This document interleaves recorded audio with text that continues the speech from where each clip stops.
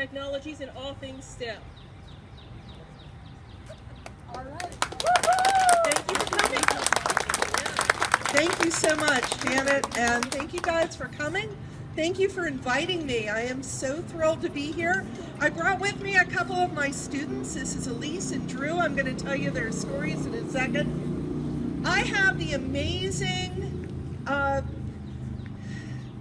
opportunity, and thank you to Lauren Bensick at Baden Academy and the many other principals and CEOs of the schools I work with who have invited my company in to work with their students and their faculty.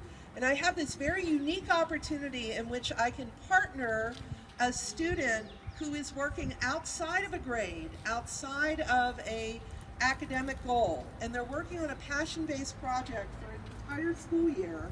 And I get to partner them with someone from academia who's doing real-world research for a meaningful goal, and with corporations that are then implementing that technology in our economy. And so you see here before you Drew. Drew is one of the leaders of our Dragon Tag Programming Club. And what happened was we had a situation at Baden Academy in which we had 15 different school districts and all of these kindergarten kids who could not tell you that first week of school what their name was. You'd get really scared, or where they lived, Yellow House.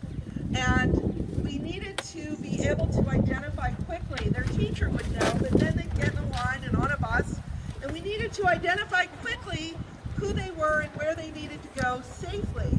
And so FedEx came in and partnered with one of our students to create Dragon Tags. But all of the software programming behind that, FedEx went away and we had to figure out how to use it. And so our kids got involved in a programming club. They learned how to program in PHP and HTML and helped us with this RFID system. And so Drew leads this club that continues to meet after school to master not only that technology, but some other coursework. Elise Prose works with our Nerd Battalion.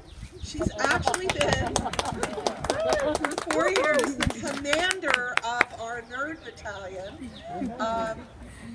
And part of that was that the computers were breaking a lot in our school, which happens with anyone who has technology.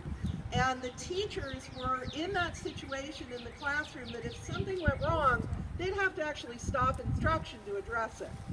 And so what we decided to do was train our students to address that technology problem. So we had in each classroom 1 or 2 students who knew how to fix the tech, and their training has led them, now they're playing with Arduinos and learning the electronics behind the Arduinos.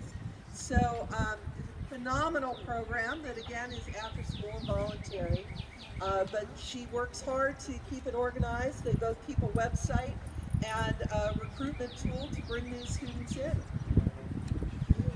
We have some other phenomenal students. If you're out on YouTube today, take a look for the new MG Boys Visit CMU YouTube. We have 2 students who are molecular gastronomists.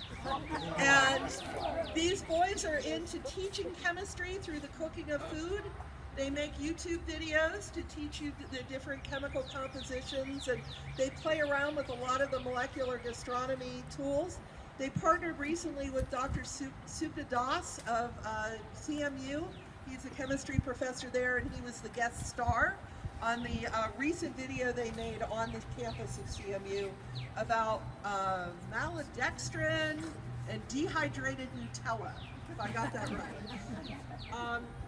I also work at another school, Cardinal World North Catholic. One of our students there, Anna Rakowski, recently wrote a book for children entitled Super Nanoparticles Defeat Evil Microbes. And she partnered with Dr. Terry Dankovich, who was a CMU researcher that worked in the field of silver nanoparticles, and she was able to infuse paper with these particles. And the paper is used as a filter system throughout the world. They're called folia water drinkable books. And you use the paper to filter dirty river water, and it kills the microbes and makes the water safe for an entire family for a year. So it's phenomenal technology, phenomenal progress that's been made. And Anna's book helped tell the story in an explainable way to the children of the villages that are using the filters.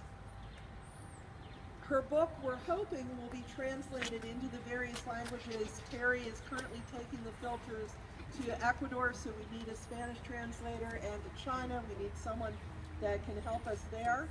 And so those types of partnerships is what I get to work with.